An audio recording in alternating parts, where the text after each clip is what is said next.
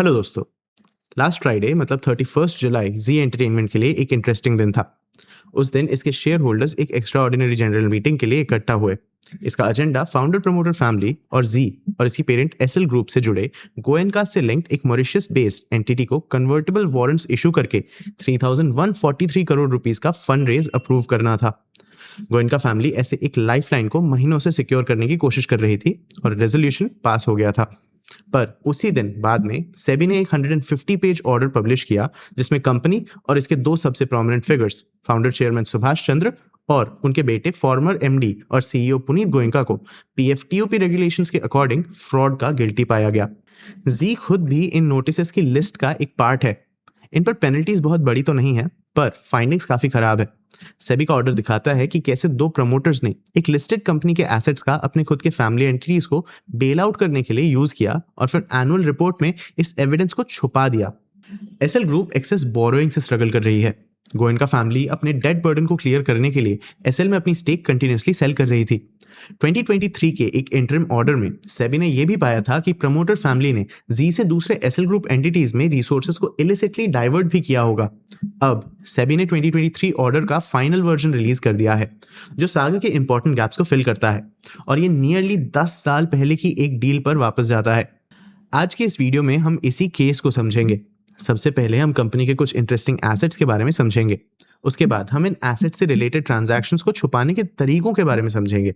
हम इन ट्रांजैक्शंस का कारण और इनका इम्पैक्ट भी समझेंगे। एंड में हम सेबी के डिसीजन के बारे में भी डिस्कस करेंगे। मैं हूं आपका होस्ट देव, आप देख रहे हैं मार्केट्स बाय ज़ीरोधा हिंदी। चलिए शुरू करते हैं। सबसे पहले कंपनी के एसेट्स और इससे रिलेटेड कुछ इंटरेस्टिंग ट्रांजैक्शंस के बारे में समझते हैं। दिसंबर 2016 में एसएल ग्रुप के 4 एंटिटीज GNEX प्रोजेक्ट्स, विवेक इंफ्राकॉन, GNEX इंफ्राबिल्ड और रेनू रियल टेक ने इंडिया बुल्स हाउसिंग फाइनेंस से 726 करोड़ रुपीस बोरो किए। ये एग्जैक्टली जी कंपनीज नहीं थी बल्कि एसएल ग्रुप के कॉर्पोरेट स्ट्रक्चर में छुपे हुए प्राइवेटली हेल्ड एंटिटीज थे जो अल्टीमेटली गोयनका फैमिली के कंट्रोल में थे। एसएल होम इन चारों एंटिटीज को होल्ली ओन करता था और एसएल होम को एसएल रियल्टी होल्ली ओन करता था। तो जो भी एसएल रियल्टी को कंट्रोल करता था वो पूरे चेन को कंट्रोल करता था। एसएल रियल्टी के पास 6 शेयर होल्डर्स थे और 2 डायरेक्टली गोयनका फैमिली से ट्रेसेबल थे। सुभाष चंद्र उनमें से एक में बेनिफिशियल इंटरेस्ट होल्ड करते थे जबकि उनकी वाइफ सुशीला गोयनका और सन पुनीत गोयनका दूसरे को होल्ड करते थे। बाकी 4 शेयर होल्डर्स मिलकर 64% होल्ड करते थे। पर उनके अपने शेयर होल्डर्स ही SL realty, SL international, SL media ventures ही निकले। ओनरशिप सर्कुलर था। जो वोट 64% ब्लॉक को रिप्रेजेंट करते भी थे वो वापस सेम फैमिली पर ही लूप हो जाते थे। एक 36% direct holding actually total control था। लेट 2018 तक ये बोरोअर्स मुश्किल में थे। नवंबर में इंडिया बुल्स ने एडिशनल सिक्योरिटी डिमांड करते हुए नोटिसेस इशू किए क्योंकि एग्जिस्टिंग कोलैटरल अब लोन्स को कवर करने के लिए काफी नहीं था। बोरोअर्स ने दिसंबर एंड तक 100 करोड़ रुपीस प्रीपे करने का प्रॉमिस किया पर वो फेल हो गए। इसके बजाय दिसंबर 5, 2018 को सुभाष चंद्र ने खुद लोन्स के लिए एक पर्सनल गारंटी साइन की। पर फिर दिसंबर 27 को उन्होंने कुछ ऐसा किया जिसका ज्यादा बड़ा इम्पैक्ट था। उन्होंने एक डिक्लेरेशन एंड एक्नॉलेजमेंट या D&A एग्जीक्यूट किया। ये एक फॉर्मल डॉक्यूमेंट है जिसमें उन्होंने जी एंटरटेनमेंट के ऑथराइज सिग्नेटरी जैसे साइन करते हुए इंडिया बुल्स के पास हैदराबाद में company owned 17,600 square metre plot of land के ओरिजिनल टाइटल डीड्स डिपॉजिट कर दिए। इस डॉक्यूमेंट ने यह इंश्योर किया कि डिफॉल्ट होने पर इंडिया बुल्स के पास इस लैंड पर पहला क्लेम होगा। पर याद रखो, ये जमीन सुभाष चंद्र की नहीं बल्कि जी जैसे एक लाखों पब्लिक शेयर होल्डर्स वाली लिस्टेड कंपनी की थी और इसे ऐसे लोन्स के लिए कोलैटरल जैसा ऑफर किया जा रहा था जिसका जी के बिजनेस से कोई लेना देना ही नहीं था। सबसे इंपॉर्टेंटली जी के बोर्ड ने इसे अप्रूव भी नहीं किया था। इनफैक्ट इसे कभी डिस्कस ही नहीं किया गया।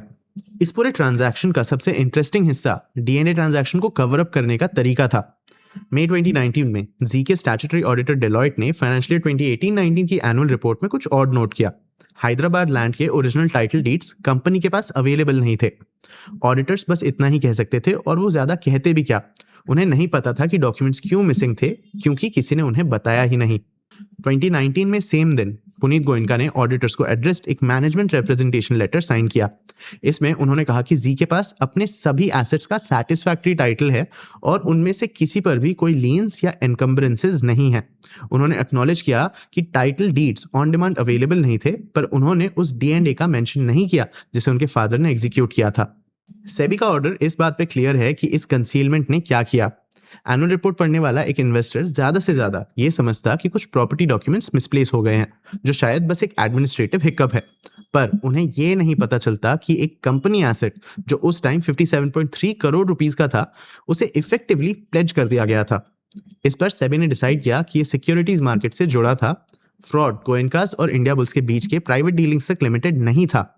ये उस हम्बल एनुअल रिपोर्ट के थ्रू इन्वेस्टर्स तक पहुंचा, जिसे इंडिया में हर पब्लिकली लिस्टेड कंपनी को हर साल पब्लिश करना पड़ता है। सुभाष चंद्र और पुनीत गोयनका का डिफेंस देखने में एक चालाक आर्ग्यूमेंट पर टिका था।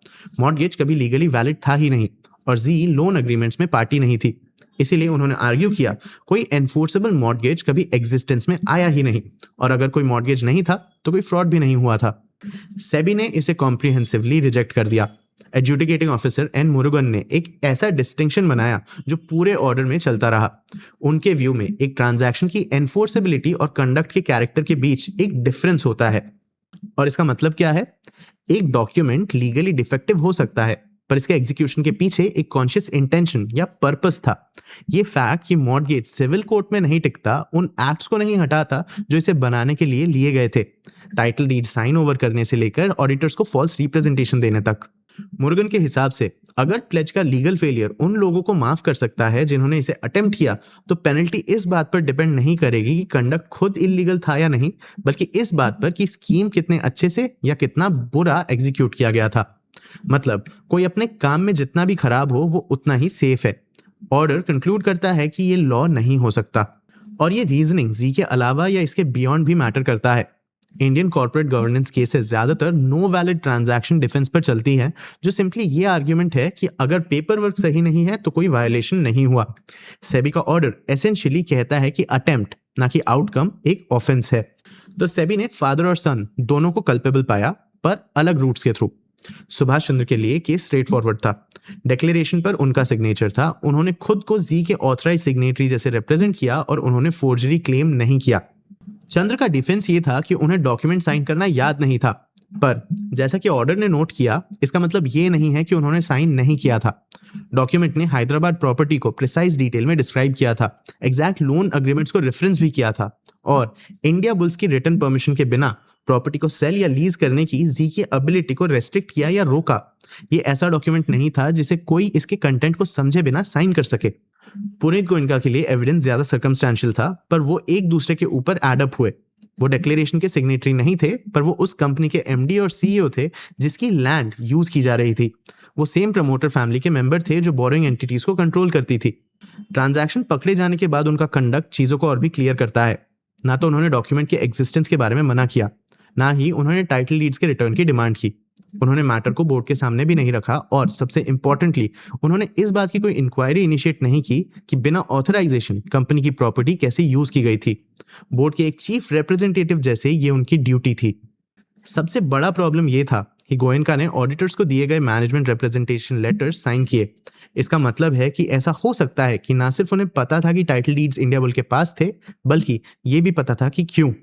जब क्वेश्चन किया गया कि डीड्स एग्जिस्ट क्यों नहीं करते, तो उन्होंने इसे सिंपली डॉक्यूमेंट्स की फिजिकल अवेलेबिलिटी बता दी।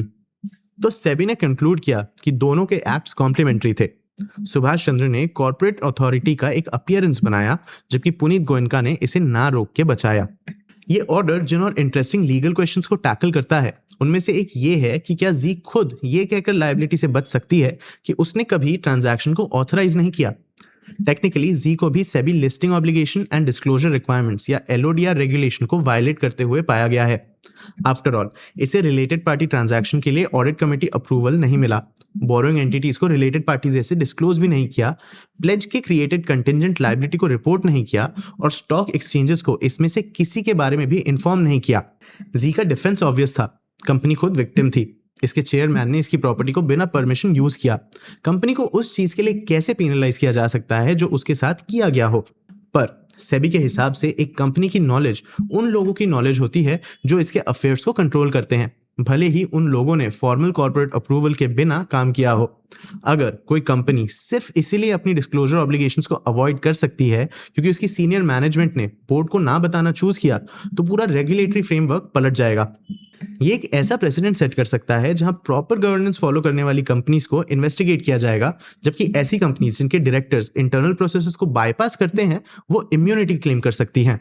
जी के Hyderabad land title deeds eventually June 2020 में रिटर्न कर दिए गए, जब कंपनी ने इंडिया बुल्स को 225 करोड़ रुपीस पे किए। पेनल्टीज ज्यादा बुरी नहीं है। जी पर 30 लाख रुपीस, पुनीत गोयनका पर 58 लाख रुपीस और सुभाष चंद्र पर 60 लाख रुपीस, मतलब टोटल 1.48 करोड़ रुपीस।